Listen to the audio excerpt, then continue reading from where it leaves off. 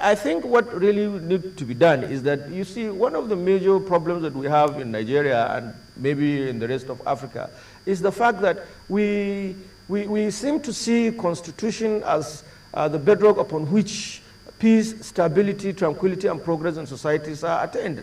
No, constitution is simply a document that is supposed to be a guide to code of conduct. The lot of it has to do with the attitude of the people.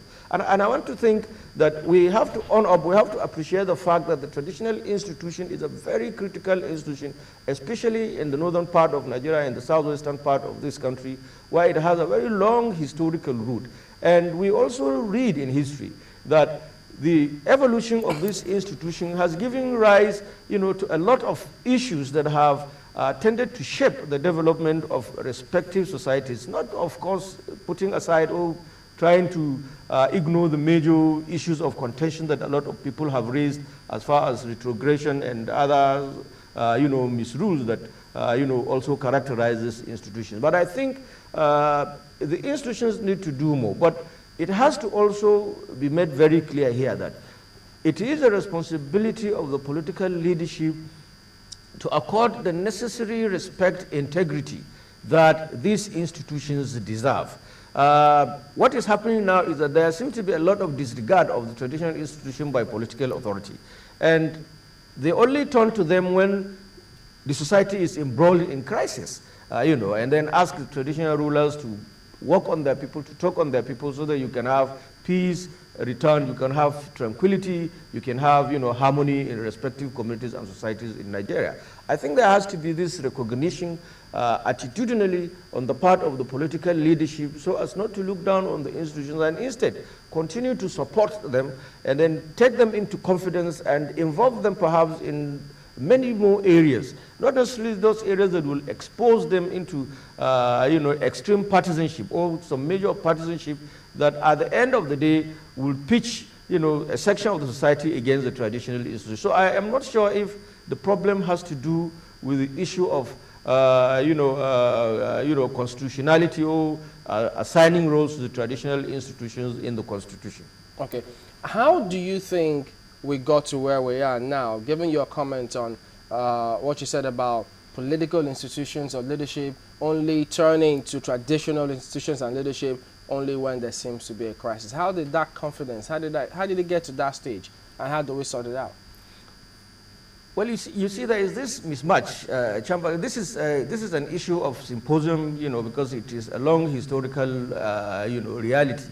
From the time the colonial administrators came up to the time of independence, a lot of issues have taken place that led to the withering away of the relevance of traditional institutions and then the emergence of Western liberal democracy and modern governance.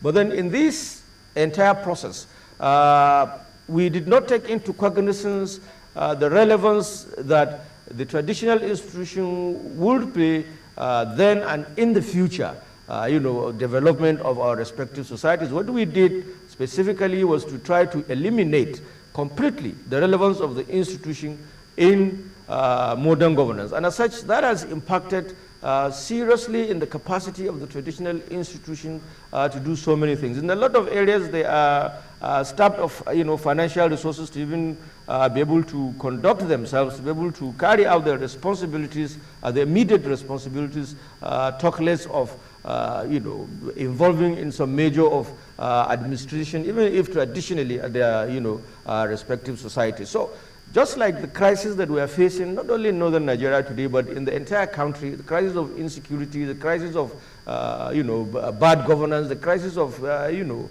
poor leadership, etc., the wearing away of the responsibilities of the traditional institution also was gradualized. It took a graduated approach before it got to this level. And I'm of the view that a lot of our problems in this country will begin to be solved if we can have some attitudinal transformation by reorienting ourselves on what we see as our individual and collective aspirations and begin to face them in that manner. Well, Dr. Mato, you and Dr. Honor agree that the problem lies with leadership. Do you also agree with him on his solution preferring truth and reconciliation? Well, I don't know this issue of truth and reconciliation commission. I think the truth that we require is to be talking to ourselves, just like we are talking now, just like the Sultan has said. That is the first fundamental. The truth also should be that leaders should own up to the fact that a lot of things have been wrong along the line, and a lot of things are also wrong. Leaders should also own up to the fact that for us to have a better society, it is incumbent on them to refocus their attention and re-strategize by reprioritizing the essence of governance and government. That, in my view, constitutes what truth is. And of course, truth will lead to reconciliation by the time representation and political authorities at various levels begin the process of doing what is right. Let me give you an example.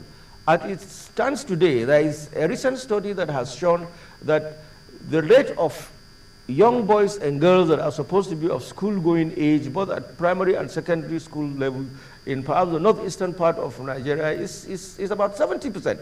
In Borno State, it is the highest, followed by Yobe, followed by Bauchi, then followed by Gombe State. Now, if you have 100 boys and girls that are supposed to be in school, and you said 70 of them are out of school, then of course you can understand the magnitude of the danger that is right before you and that lies for the future. Now, this is the issue. Governments are aware of these facts. If they are not aware of these facts, it is their responsibility to commission studies that will be able to bring these facts available to them so that they will now have the opportunity to allocate societal resources in such a way and manner that these obvious time bombs that we have in this society are being gradually addressed. They may not be addressed in the next 2, 3, or 5 years, but the fact that genuine efforts are being put in place by responsible governments to address this problem, I assure you, will reduce the pressure and tension that the societies are facing. And so this is basically a national phenomenon. The only difference, of course, you talk about the magnitude that it exists in one part of Nigeria, different from the way it is existing in the other part of the country. So squarely the problem lies at the doorsteps of leadership. And the leaders must be able to accept this responsibility, because the issue of governance, like I did say earlier on, and leadership responsibility has to do with both the debit and credit side. It is not just about asset, it's also about the liability. So if you aspire to become a governor or a president, you must be doing so fully conscious of the fact that there are tremendous problems that are on ground, that when you are elected into this position, you will make spirited effort to get the society out of these problems. And if you think by the time you come, you will only begin to romanticize, sentimentalize issues, then of course we've not started, and certainly the problems will continue to be there. Let me talk a little bit about followership, while still having an eye on leadership and the role they have to play. Many years ago, I don't know if it's still obtainable today, in some parts of the north, I know Kebi, those days, I mean, you could sleep and leave your door open and nobody really comes in there to steal or do any such thing.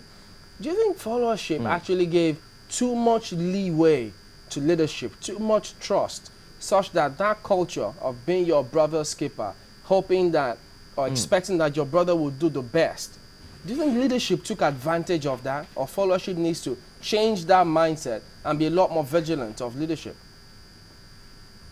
Yes, again, the followership cannot afford to be more vigilant than it is now because of so many factors. And one of the factors we've spoken about now is the issue of education. Education itself is a very critical, condiment of good life. If people are not educated, the tendency is that such a people will interpret issues based on their level of education. And in my view, that partly contributes to the magnitude of the issues that we have, mostly in northern Nigeria today, and in some other parts of the country where you have these insurrections by way of whether it is militancy, whether it is kidnapping, and so on and so forth. So the capacity of the followership to effectively monitor the leadership is also directly proportional to the level of literacy and education of the followership. And in this case, I've just given you statistics of the northeastern part of the country. If you go to the northwestern part of Nigeria, where the population is higher, you'll find that the percentages might be lower, but the actual number of young boys and girls that are out of school is higher than what you have in the, and then of course north central and you know, southeast and other parts of Nigeria.